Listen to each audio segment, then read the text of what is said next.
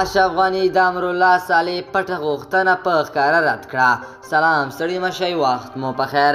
په سلامونو مارکلی کوم ګرانو لیدونکو، که غواړئ د تازه او مهمو پیښو څخه خبر شئ نو همدا اوس سره د تان پلاس چینل سبسکرایب کړئ. د افغانستان پخواني ولسمشر محمد اشرف غني د خپل لومړي مرستیال امرالله صالح غوښتنه رد کړې ده.